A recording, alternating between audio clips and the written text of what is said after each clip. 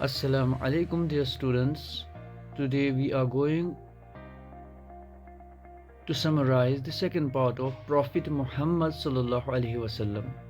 آدھا ہم نے پڑھا تھا اور یہ باقی حصہ ہے، تو چلیے شروع کرتے ہیں۔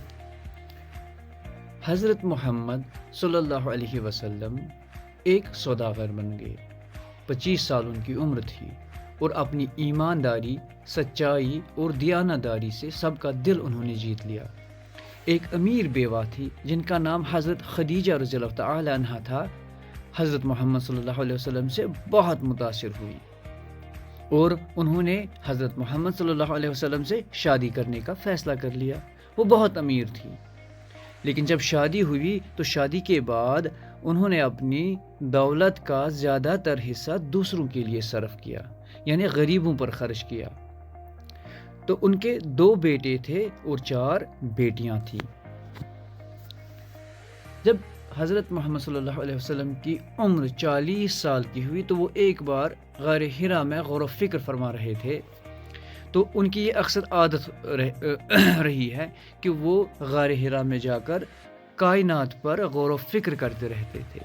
تو اسی دوران 40 سال کی عمر میں وہ وہیں پہ تھے، غور و فکر کر رہے تھے، تو ایک فرشتہ ان کے سامنے نمودار ہوا اور ان سے 3 بار اللہ کا نام لے کر پڑھنے کے لیے کہا۔ حضرت محمد صلی اللہ علیہ وسلم بہت ڈر گئے اور بھاگے بھاگے گھر پہنچے اور اپنی بیوی سے سب کچھ کہا جو ان کے ساتھ ہوا۔ حضرت خدیجہ رضی اللہ تعالی عنہا جو ان کی بیوی تھی، انہیں اپنے بھتیجے کے پاس جن کا نام ورقہ بن نوفل تھا، جو کہ ایک عیسائی عالم تھے، انہی کے پاس لے کر گئی۔ ورقہ نے ان سے کہا کہ وہ فرشتہ حضرت جبریل علیہ السلام تھے اور حضور صلی اللہ علیہ وسلم پیغمبر بننے والے ہیں۔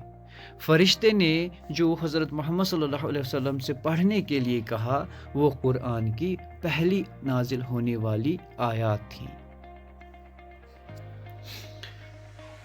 حضرت محمد صلی اللہ علیہ وسلم نے 3 سال کے بعد کھلے عام لوگوں کو اسلام کی دعوت دینا شروع کی، جس وجہ سے بہت سارے لوگ ان کے جانی دشمن بن گئے اور انہیں مکہ چھوڑ کر مدینہ کی طرف ہجرت کرنا پڑی۔ کفار نے ان پر بہت سارے جنگوں کو مسلط کر دیا، لیکن ان سب جنگوں سے حضرت محمد صلی اللہ علیہ وسلم فاتح بن کے ابھرے، وکٹوریس بن کے ابھرے۔ جب یہ جنگوں کا سلسلہ ختم ہوا اور اسلامی نظام مضبوط ہونے لگا تو انہوں نے ایک مضبوط اسلامی حکومت قائم کی، جس کا صدر دفتر یعنی ہیڈ کوارٹر مدینہ منورہ میں تھا۔ حضرت محمد صلی اللہ علیہ وسلم 63 سال 63 ایئرس کی عمر میں اس دنیا سے رحلت کر گئے۔ تو یہ تھا حضرت محمد صلی اللہ علیہ وسلم کے متعلق کچھ جانکاریاں جو ہمیں اس سبق سے حاصل ہوئیں۔